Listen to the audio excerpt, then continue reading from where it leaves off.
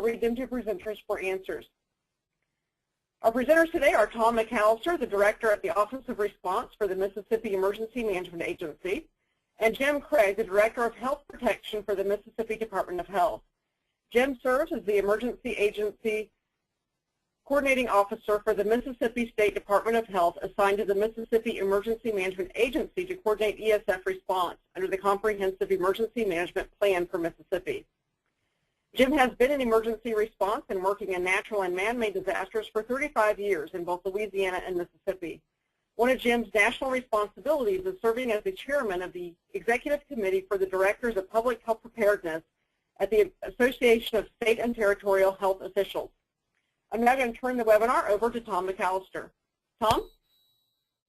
Thank you, Angela. Good afternoon. I first of all would like to thank everybody for your participation in this.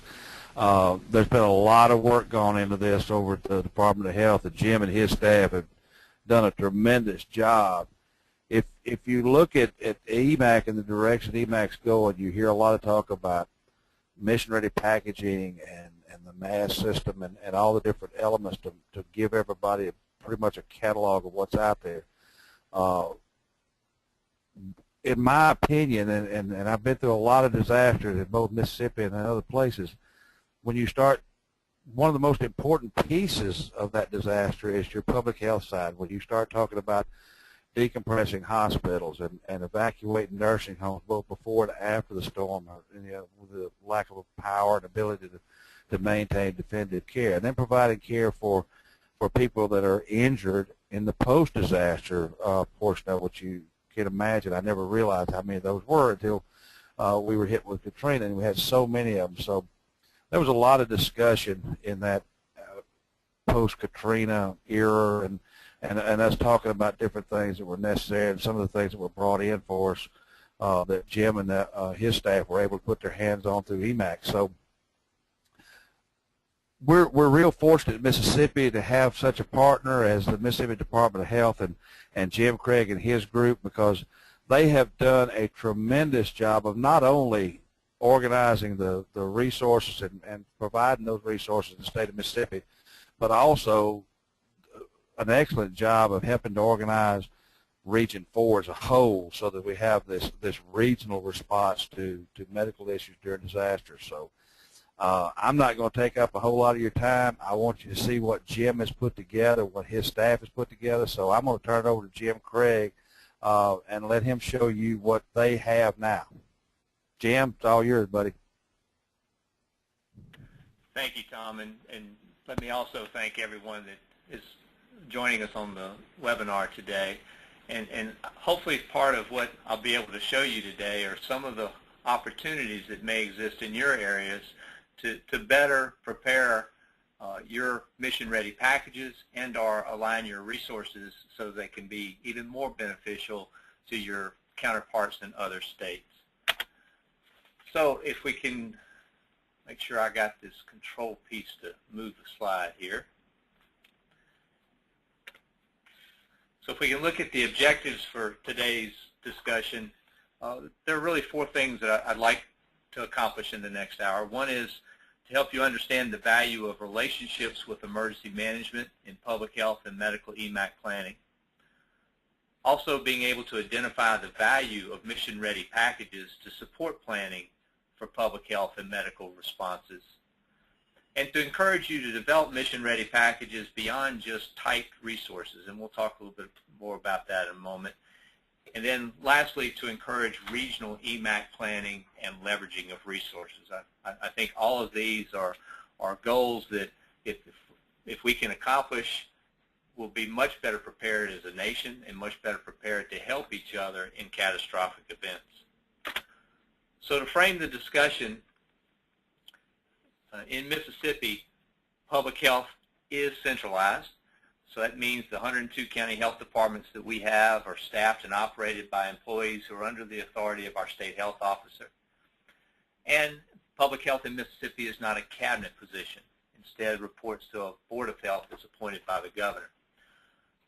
Both of these equal a better coordination of efforts and resources.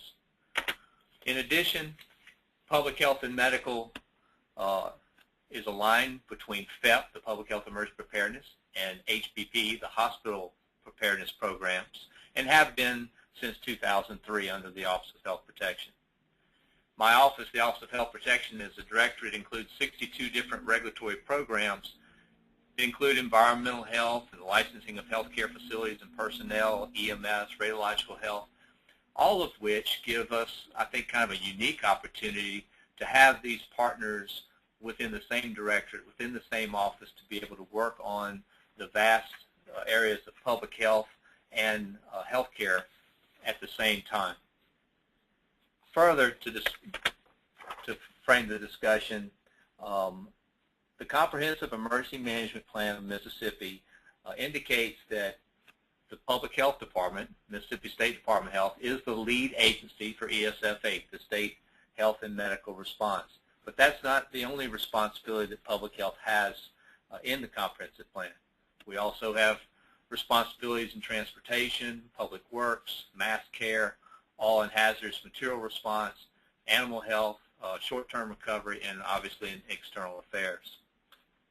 And really the last thing framing the discussion is, as Tom said, we have had a great opportunity to work together in a number of responses.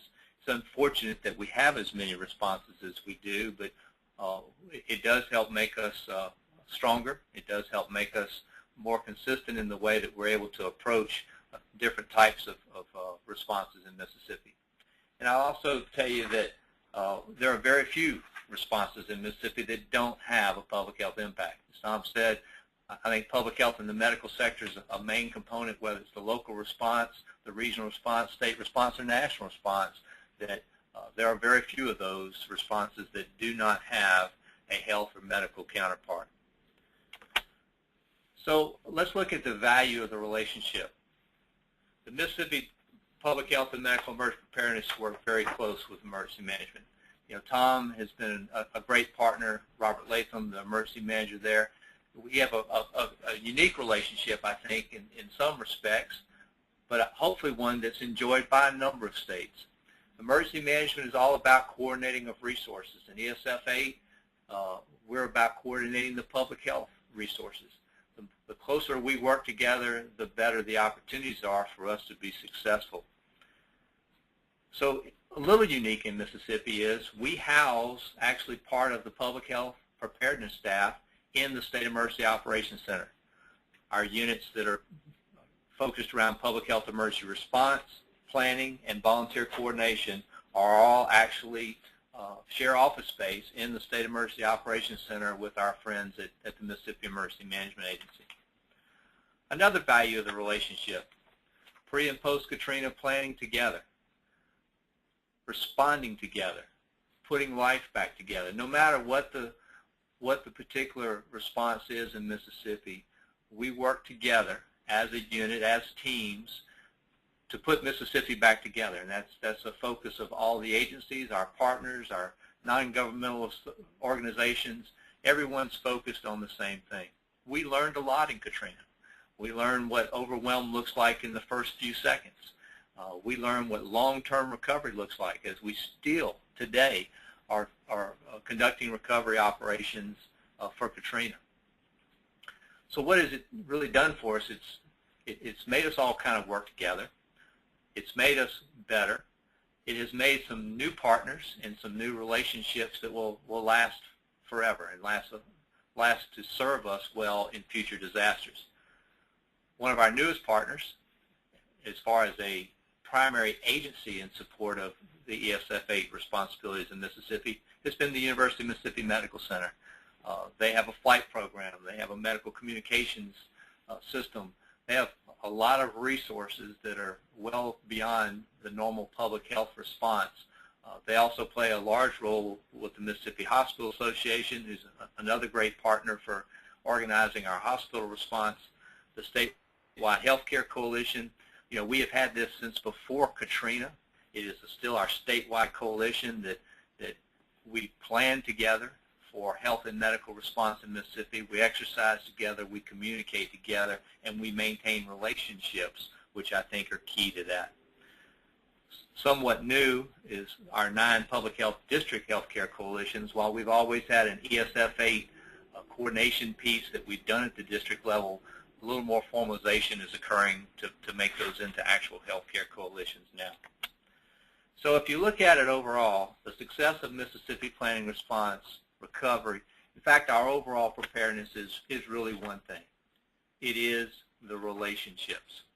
So your relationship with your local emergency manager and their process is very, very important to the outcomes that you seek.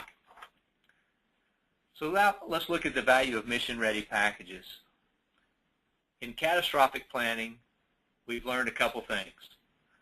Federal government doesn't have all the resources. State government doesn't own. Local government doesn't. Private sector, non-governmental organization.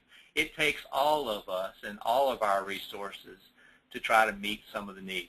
You know, in Katrina, we had field hospitals and resources from all 50 states in the Union come and help Mississippi, and it's something that we're constantly reminded of how appreciative we are here in Mississippi for people coming to help us in our time of need.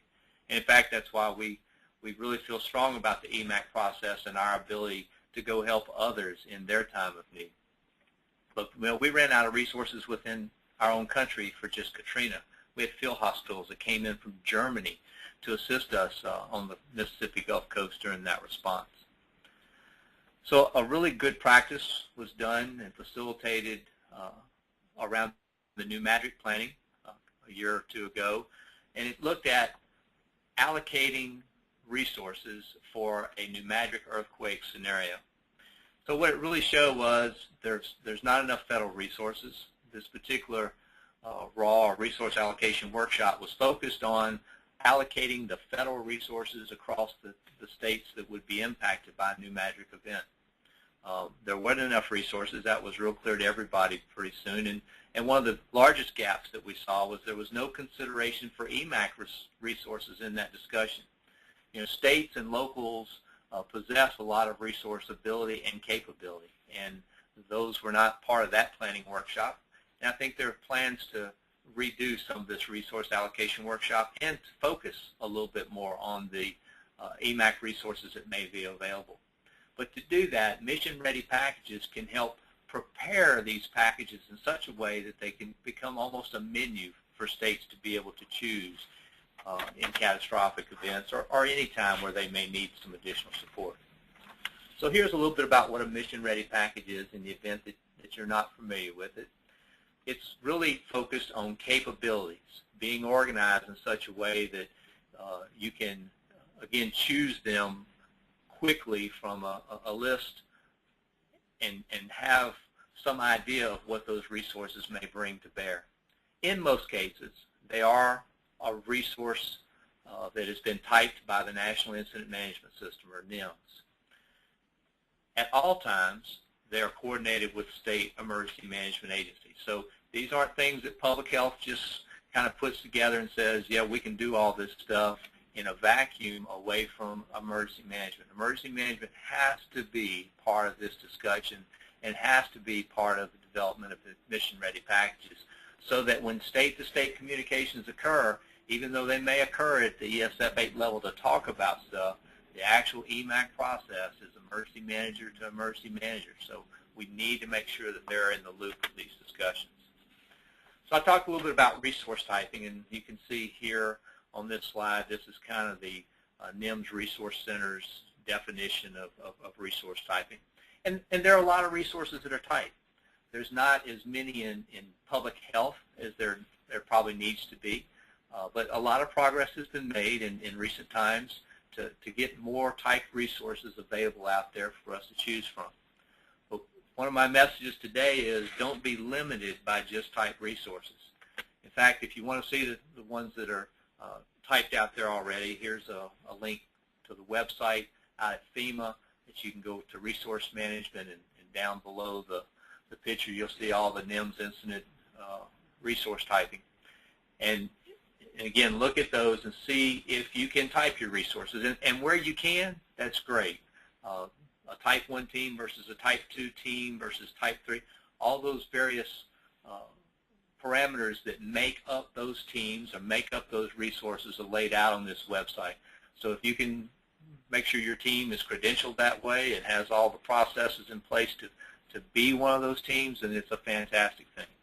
But if you don't, or if you have capabilities beyond that, then that's also a good thing for you to look at, and we'll talk a little more about that. So on this next slide, you see really this is our work plan for mission-ready packages in Mississippi. We looked at the roles and responsibilities that the governor's given us in our comprehensive emergency management plan. With that, we developed and designated various resources to help fulfill those particular missions and those roles and responsibilities. Then we worked to identify the teams and credential teams, whether they're public health or some of our partners, our volunteer teams through our Medical Reserve Corps, to help meet those requirements and for us to be successful in response and recovery operations. And then we looked at those resources and said, what of those can be EMAC or put together in such a way that they could provide assistance to one of our partner states in their time of need. And then we looked at what are the limitations that keep us from being able to do that. Because as you move teams or move resources, there are variables that have to be looked at. And there are sometimes limitations of how long you can go, how far you can go, how much supply you can bring with you. So there are various limitations that really have to be analyzed a little bit. So when we looked at this, we looked at it from our overall public health and medical response system. And ours is a tiered program that really looks at an array of capabilities. We want to be able to put in the right resource at the right time in Mississippi, and we want to be able to help our partner states through EMAC do the same thing. So as you can see, whether it's from our field triage support teams, our state medical assistance teams, medical reserve corps, medical communications, whatever the array needs to be in that tiered response, we hope that we've built a system that will be able to provide that assistance. So looking at our capability support, we have teams, public health and our medical, to augment a public health entity that may need assistance under EMAC, be it a local health department or resources at a state level, pre-hospital or the emergency medical service arena, obviously hospital level staff, some specialty staff, be it through trauma. We have a very, very efficient trauma system in the state of Mississippi that's been under development for years and is a fully mandatory system in Mississippi now. So we have a great number of resources both in the trauma spectrum as well as some limited resources in pediatric that we continue to develop. But specialty augmentation teams can be put together. Mass fatality, and then we have a number of medical reserve corps. As you see below, beyond the traditional medical, we have radiological, animal health, behavioral health, and then those units that are really set up to support volunteers.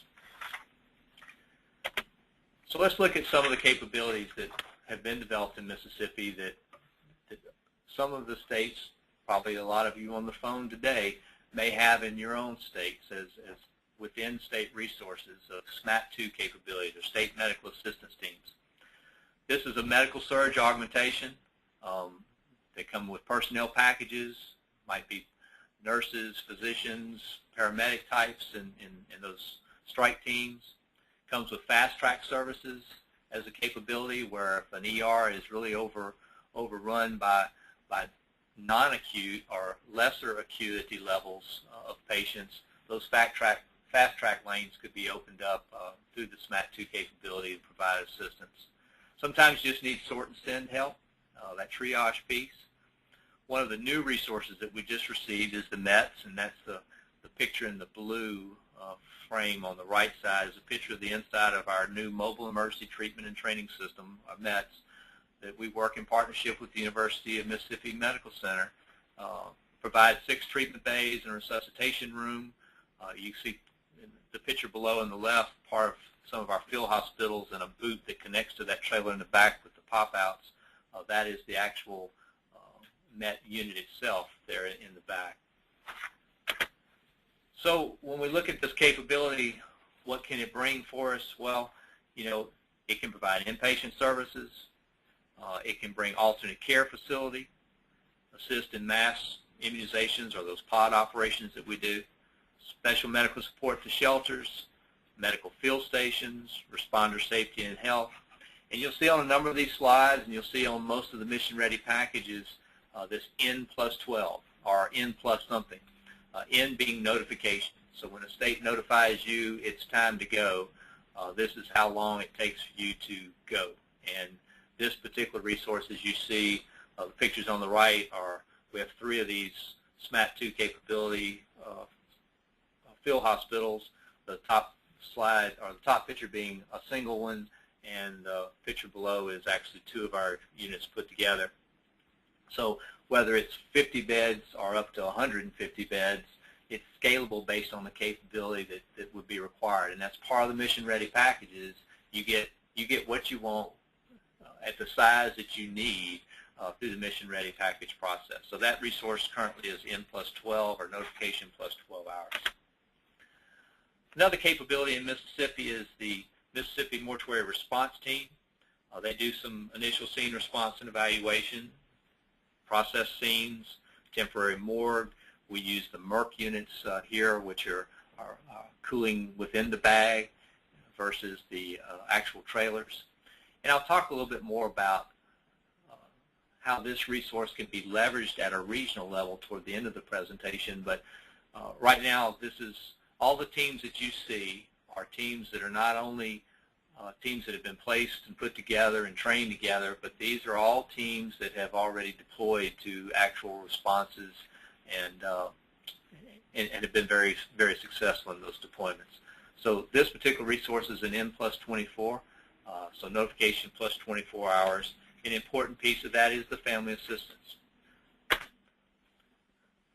Another one is our IMAT teams, our incident management assistance teams, 5 to 20 members with specialized skills, whether it's to go in and assist with local emergency management, whether it's go in to assist in the management at a RSS site or at a, which is part of the Strategic National Stockpile Program for receiving the 12-hour push packs, whether it's the incident management piece of a public health coordination center or state EOC. These are those types of resources that can go in and play in just about any of those environments. So this was not created just to assist public health. In fact, one of the last missions that they've had was to go up to Middlesex County in support of the response to Sandy, and that particular role was not necessarily just a public health role. It was to provide incident management support to local emergency management in that particular area. So these are teams that are not just made for just public health, but in this case, they are public health members of our preparedness team that go out and provide these services. Similar to that is the medical coordination team. They add a little bit more than what the incident management team has to it because they bring some medical expertise in as well. Senior medical officer and maybe a clinical type manager are part of these teams if as requested to go in and assist, again, with that medical coordination, be it at a clinic or another healthcare setting that incident management may be a little overwhelmed or just may need to be augmented. And these are really augmentation groups is the way we set them up. We are aware that sometimes we go into scenarios where we may need to provide more than just augmentation, and the teams are willing to help facilitate that the best way that they can. Another very important one is the functional needs sheltering for the medically fragile. We used to call this our special medical needs shelter program. The new FEMA definition is the functional needs sheltering for the medically fragile. We have 11 60-bed logistical packages that are prepackaged in Connex boxes and ready for transport. 18 trained teams that can assist with this particular mission. And it's really there to fill that need for patients or shelterees that may be just too complex to be in a general population type shelter. Also, they assist with decreasing the surge on local hospitals for a host county. A lot of times hospitals' surge plans or decompression plans are based on being able to take non-acute and move them out of the hospital to make space for more acute patients. So these particular packages many times can help assist with that by taking a lower acuity level and moving them into these facilities. So those shelter teams come really in three types right now. Type 3 for 25 patients, Type 2 for a 50-patient shelter, and Type 1 for 100 patients. Again, our teams are really set up at the 100-patient level. So in the event that you had lesser requirements, then we can actually fill more than 18 teams. Those resources are deployable at notification plus 24. That is really probably more of an average. In-state, we're able to set those up really in a couple of hours. Most of the public health employees that are part of these teams, again, are in some of our clinic operations throughout the state and may have some scheduling issues that have to be overcome. Most of those scheduling issues and our clinics can be canceled if needed within, say, a 12-hour window. So this resource can get out in a limited capability faster than N plus 24, but for mission-ready packages, we have it at notification plus 24. Another team that we have is our environmental health strike team. You can see the capabilities listed here, be it food safety, on-site wastewater, public drinking water, vector control. All these particular capabilities are provided in this team. This is similar to a team that we sent Kentucky in support of the ice storm. Kentucky actually, that was a payback. Kentucky came down to help us with environmental teams during Katrina and was instrumental in maintaining safe food on the Mississippi Gulf Coast during our response to Katrina, and we always, as I said, appreciate their participation in that. For those that don't know what's in the purple picture on the bottom, that's what's called a Nutra, and it seems like every time we have a hurricane, we end up with a bunch of Nutra that come and visit our beach. And when I say a couple, it's thousands, tens of thousands that wash up dead on the beach that have to be taken care of as well. This resource is notification plus 12. So that's kind of a lot of what's in the box ready to go as part of our mission ready package. We have other resources we're looking to type and put in place as we speak. But here are some that we believe are a little bit closer. We use ambuses and ambulance vehicles as well as wheelchair vans and some coaches to assist with medical evacuation of patients at a task force level. And we're hoping to have that fully wrapped into a mission-ready package. Those are currently in develop for N plus 2 to 8 hours that once called, we can rapidly deploy to assist the state with that transport capability.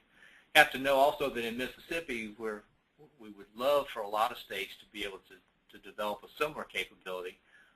Even though we have the ambulance contract, which is a great resource through FEMA, in Mississippi, and I think probably a number of states, medical transportation still remains one of the largest gaps that we have in our preparedness posture. So being able to have these resources available are very, very important and very, very timely to life-saving needs of healthcare facilities. Another, I think, very important piece and something that we didn't get done as well in Katrina, and we continue to learn our lessons and put those lessons learned into improved preparedness capability for our state, is the mental and behavioral health teams. While we've developed a large amount of resources and provided training for a lot more people now than what we had pre-Katrina, we still have the need to formalize these teams and get them typed in these mission-ready packages as well. We're shooting for those teams to be available at notification plus 24. So I spoke earlier, sometimes when you get the field hospital or you get an augmentation team, you may have some specialty needs that you need capability of. Pediatric critical care team is usually one of those that's not listed in most of our state medical asset team profiles. We're hoping to change a little bit of that with ours in Mississippi and have the pediatric capability actually part of the mission-ready package through our friends at Children's Hospital, the Blair Batson Hospital in Mississippi. Also, I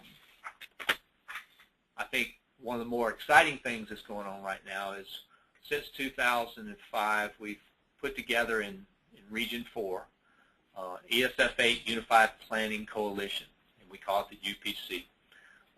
This particular coalition has been put together for a few reasons I'll go over here in just a minute, but in March, middle of March, we got together, all 8 states, to sit down and talk about mission-ready packages in the 8 states and what that kind of looked like and what the efforts were that were going on in the various states, but also to see if there were opportunities for us to look regionally at some resources that would be better outfitted or better resourced if we had multiple state participation.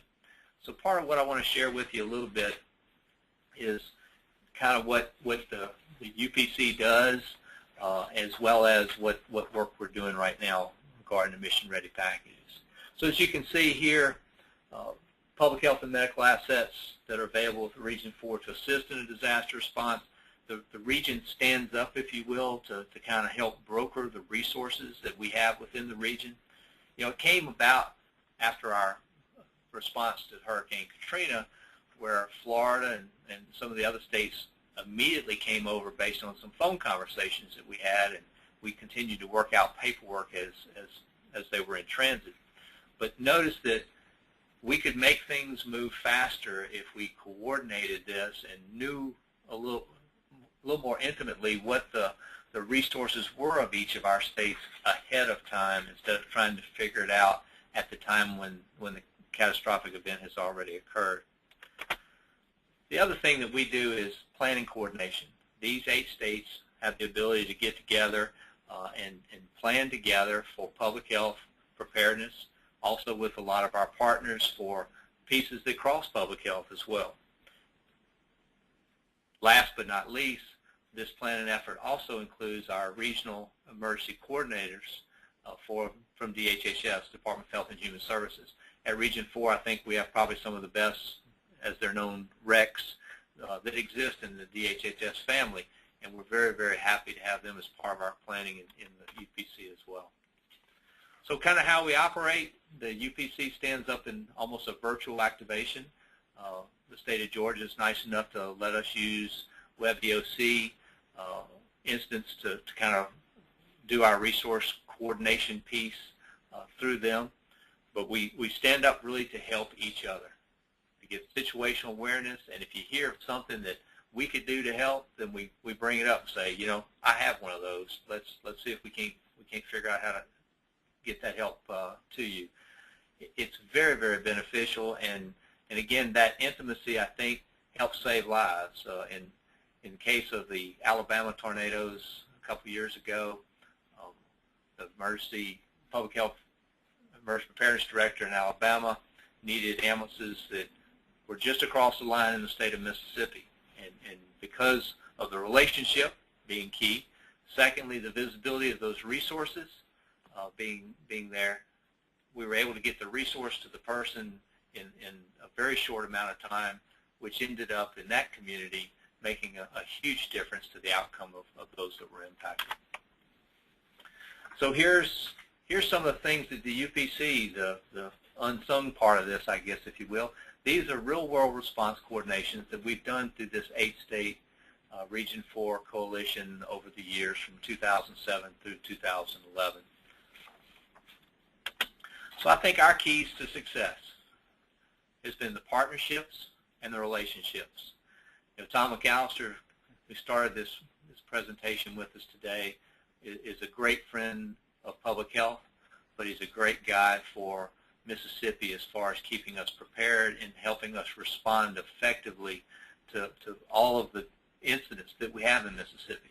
But it's those partnerships and those relationships that we have with emergency manager and our other partners that really help us be successful.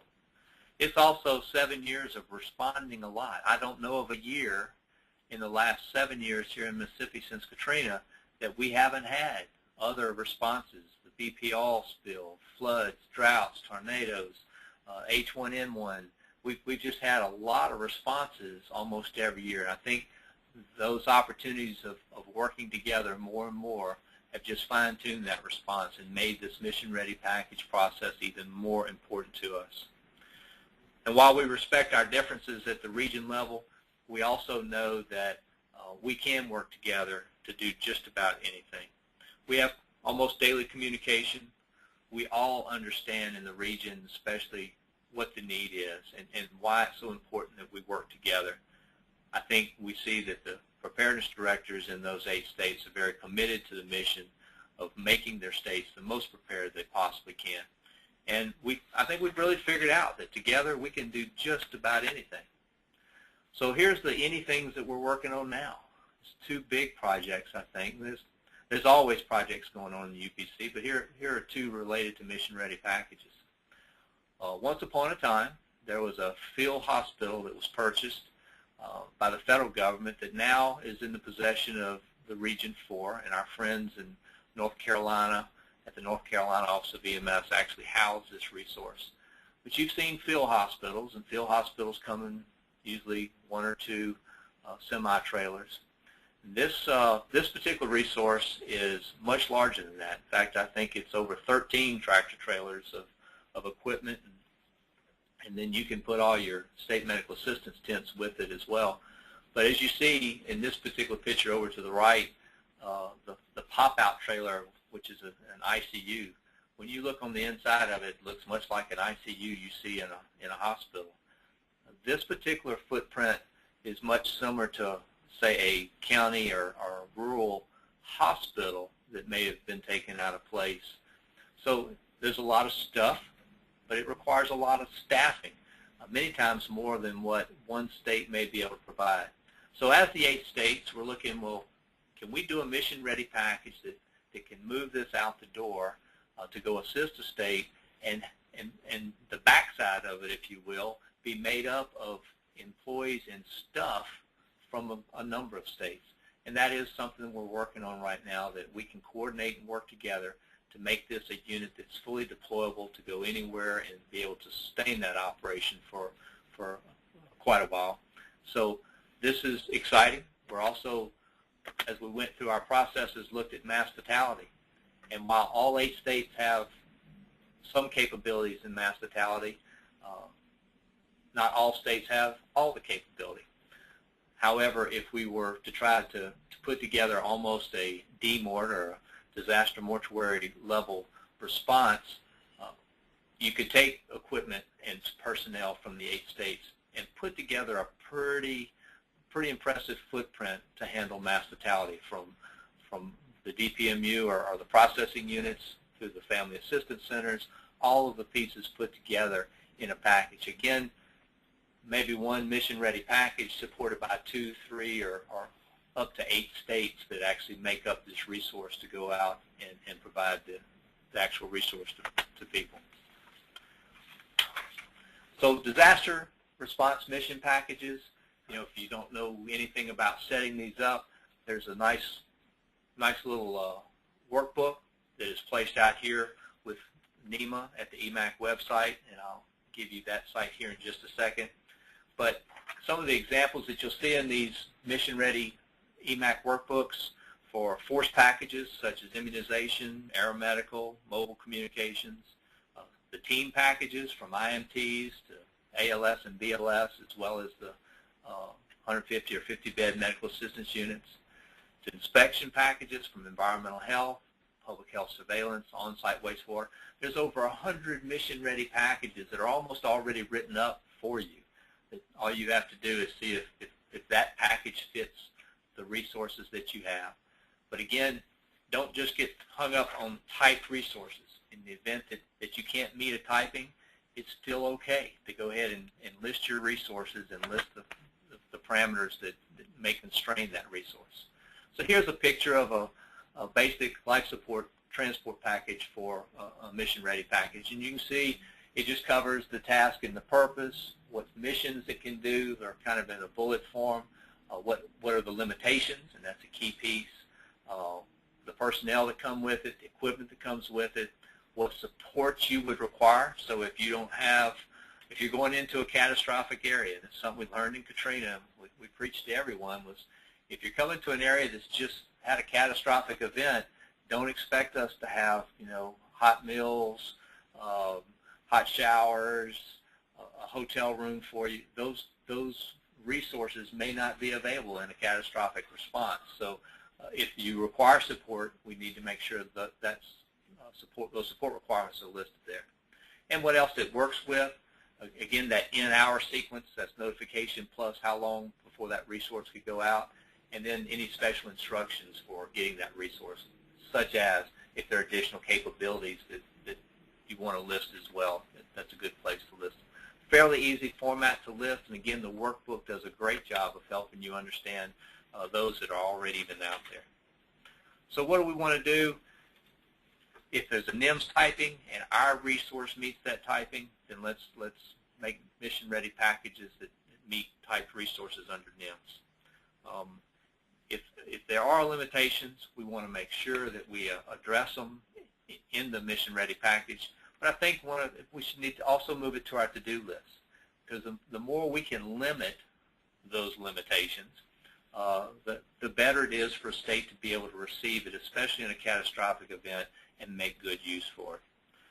An important piece also is making sure you include the overall footprint. If it's a field hospital, let's say, that you're sending out, you need to know how much real estate that thing's going to take when it gets there, so that expectations can be managed, and it help it to make a successful deployment instead of getting there and only be able to set up 2 of the tents because you don't have enough footprint to set up all of your tents.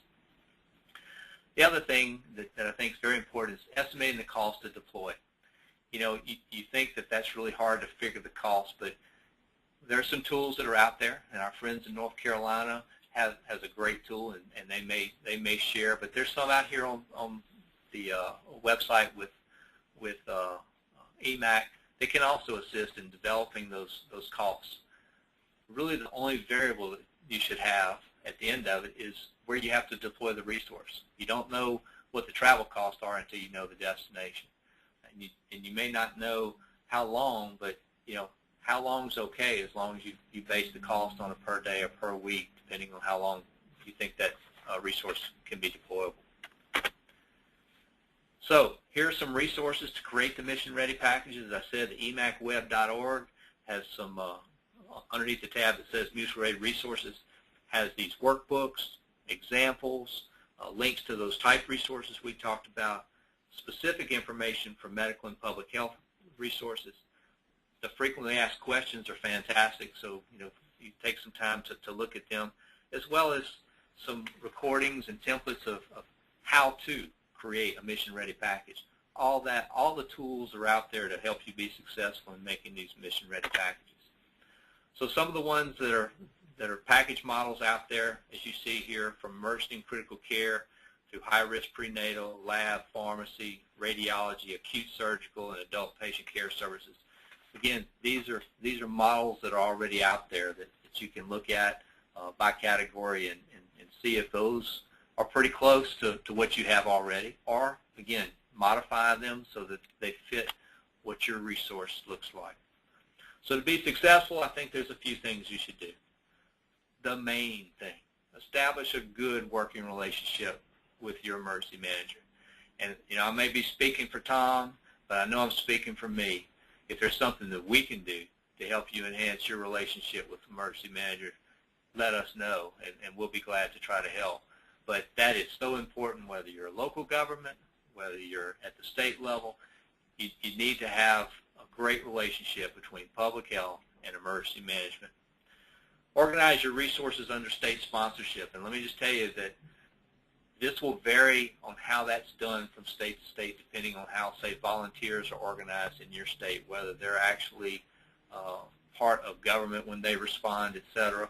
And there's some great information on the EMAC website and those frequently asked questions that talk about volunteer resources and how EMAC plays into that. But organize them under state sponsorship for these deployable mission-ready packages where you can. Use NIM typing if it's possible. Estimate those costs, and again, look to reduce the limitations of any of the resources that you've placed in a mission-ready package. With that, here's my contact information, and feel free to let me know of anything that we can do to help you be successful in developing your mission-ready packages, and or as a region, if there are things that we can do to help you maybe support region efforts in your area, please let us know. With that, Angela, I'll turn it back over to you for any questions or answers we may have today. Well, great. Thank you, Jim. We do have a number of questions. The first one is, do you see any value in mission-ready packaging regionally within a state? I do, especially for states that, Mississippi relatively is fairly small. We're about 3 million people. We're about 1% of the national population. So we receive about 1% of the funding for a lot of these grants that are based on population. We still have, I think, a great amount of resources for any state, but we don't have a lot of them. Where you go to a larger state, they may have many, many more of the same type of resources that you saw here. So leveraging them regionally really can help enhance the capability that you can bring to the fight. And, a lot of times we bring federal resources in because they're so big and they can come in with a big footprint and solve a lot of issues. Sometimes they're scalable. Sometimes they're not put together where they're scalable. But in all cases, if we can bring state resources that are put together between 2, 3, or 5 states to assist another one of our states, I think all of us believe that that's a good thing. Right. Have the mission-ready packages caught on outside of your region? What other states are using these models? Well, I can tell you that North Carolina, and we work very closely with North Carolina on a number of projects in our region as well, but North Carolina has done some great work in this area with their resources. They're a much larger state than Mississippi, but they have done a lot of work, and we have worked together to develop some of the resources that you saw. But all of the states in Region 4 that have resources are working as we speak, trying to further develop. The whole purpose of our workshop was to help move mission-ready packages in these 8 states to the next level. Right, and I know from the EMAC perspective, we have a number of states that are working on mission-ready packaging of resources all the way across the board. It seems like Minnesota's been working on this for a number of years and has made some tremendous progress. Yes, I believe Michigan has as well. Absolutely.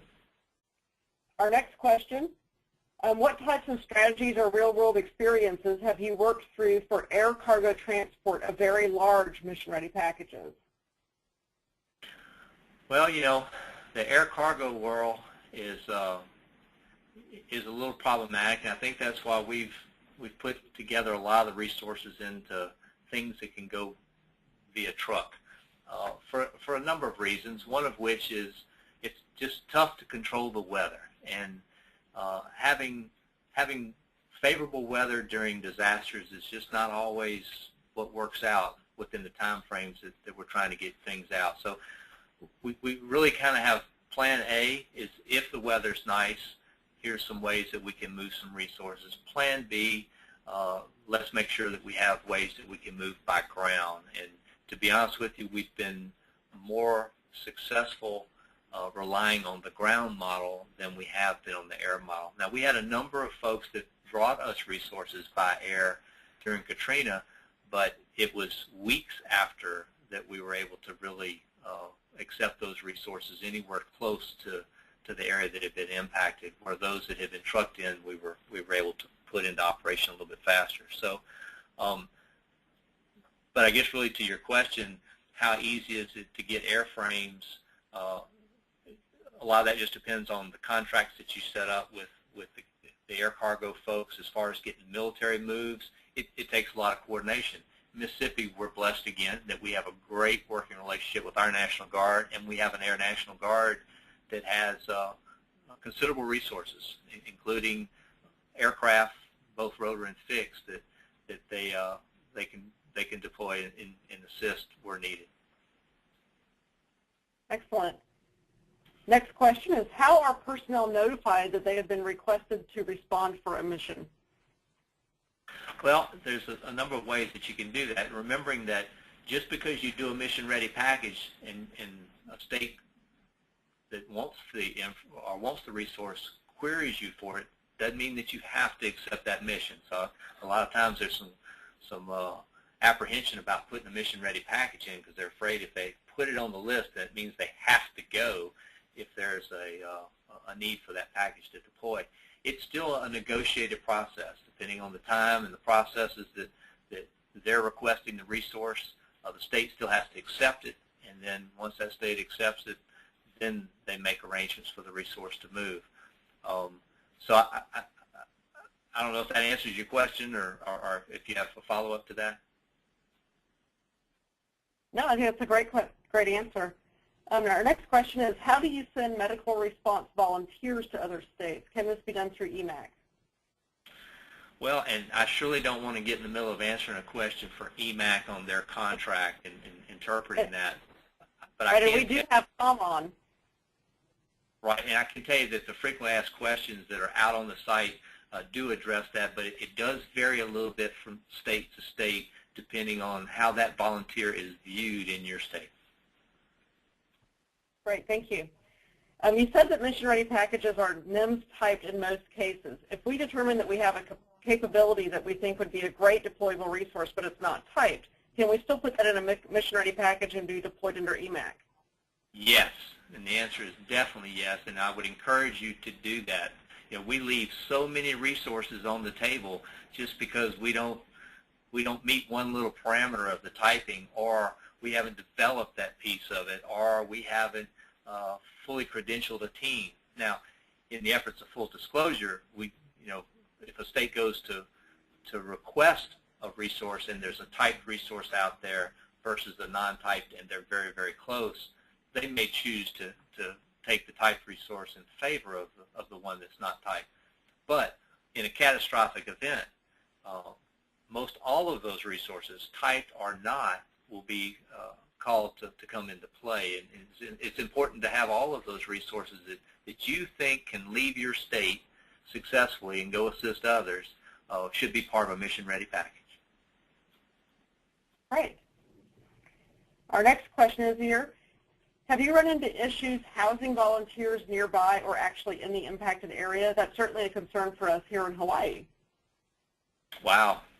Well, if you need somebody to come to Hawaii to coordinate those efforts, just let me know, and I'll be glad to see if I can work that out. But housing in catastrophic events is always problematic, especially in the short term. Once base camps are set up, that again is part of that emergency management coordination piece that is so important to our EMAC process and our EMAC deployments. If public health is requesting resources, those are things that you have to think about and work with emergency management. That if I have 200 people that are coming into the area that now have to be fed, have to be bivouacked, then those are things I need to have discussions with my emergency manager so they can help coordinate all those other services that may need to come with it.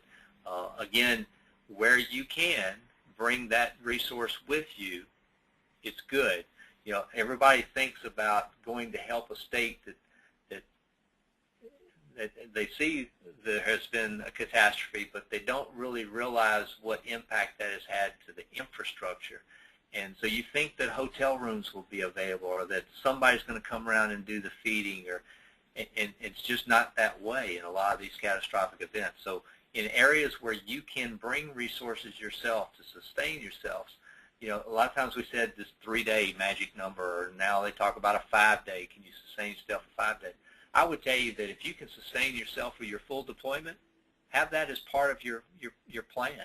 If the state can pick up some of it, then that's a great thing. But if your first plan is you're going to come fully self-sufficient to take care of whatever you need to. When our field hospital goes out and it needs resupply for medical equipment or medical supplies, our process is that we'll get that stuff and have it delivered there. Not that we're going to say, okay, well, we came state, and now you need to provide us the bandages and stuff to stay here. So again, those limitations, that's why it's so important that you continue to work on reducing limitations through contracts or others that you'll be reimbursed for in most cases. So you might as well, if you can, set up those contracts with vendors that you know and that you're familiar with that have the same type of supplier, the same type of equipment that will be interoperable for you during your response. Great. For regional planning, you mentioned the development of an interstate incident action plan. Who within each state helps develop that plan? In most cases, it's the planning chiefs of the various states. But, we get together, the preparedness directors, who in most of the states are the coordinating agency for ESF8 in their state as well. When we get together on those calls with either ourselves or the deputy, we do that briefing for that situational awareness and working on what our priorities are going to be for the next operational period as far as resource visibility and our working these EMAC requests. Great. Our next question. How did you prioritize which resources to package first? Well, it's like we do in most things. It's whatever's the least resistant, right? So we wanted to make sure those resources that we had that we felt real comfortable we could package fairly quickly. We did first because it was probably the easiest thing to do. Plus, we wanted to take resources that we knew had been deployed, and it wasn't just a theory that this was a resource that could do these things. These are resources that can fill the bill as stated, and we made that our priority first, was to make sure we could do that. So I guess we took the low-hanging fruit approach of, let's take things that we know we do all the time, get it typed and put out there, and these other ones that are a little bit harder, let's see if we can, what our gap is to get it actually fully typed, and go ahead and develop a mission-ready package for it. Yeah, that's a great tip. We've seen a lot of states actually take a deployable resource, and once they've developed their mission-ready package, they actually use their reimbursement from the previous deployment to develop their mission-ready package, which really helps them determine those costs. Most definitely. Our next question is how hard is it to practice or exercise these mission-ready packages once they are created? Well, I would say that the mission-ready package is really no more than an accounting and a statement of a resource that you've developed. So, your practice is probably the same practice that you do within state, exercising your resources. The deployable piece of it is, how prepared are your teams and your teams' families for a deployment? And that's something that we all, I think, probably should continue to work on. Every time we deploy public health professionals or anybody, in-state or out-of-state, there are impacts on their family and their personal life. So probably one of the emphasis that we're having is to try to make sure that families are prepared to assist for a longer response. But in Mississippi, whether you're 2 weeks in-state or 2 weeks out-of-state, it's really just a matter of, are you seeing new real estate, or it's the same one that we had? So it's mostly been tested and evaluated through those exercises and real events that we're responding to within the state. All right, our next question is from Leon Schaefer, someone we all know. Do you utilize non-government medical personnel in your mission-ready package? And if so, how do you cloak them as being public employees for the purposes of deploying them through the EMAC system? Well, currently all of ours are put together with one of two types of folks. Either they work for public health or are contractors of public health, or we have them through a contractual arrangement to be representatives of the government when they deploy. We have some opportunities to enhance the volunteer piece, and we're working to try to do that, which may require either some additional work, emergency management, as far as defining these teams, because the statute provides where a emergency manager and the governor can make these teams, so to speak.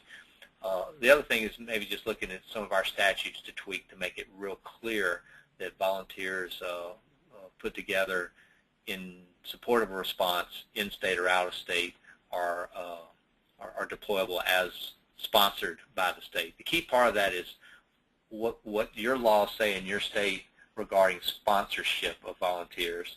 And in Mississippi, ours are either local government employees or state government employees, or work for hospitals through a contractual arrangement that allows them to work with us. Well, great. Thank you, Jim. We've gone through all of our questions, and we are actually a little bit over time, so I'm going to go ahead and close this out. Thank you very much for providing this webinar, and thank you also to Tom. As we close the webinar out, you're going to have an evaluation of the webinar itself. Thank you in advance for completing that, and we look forward Look forward to your feedback. Thank you very much.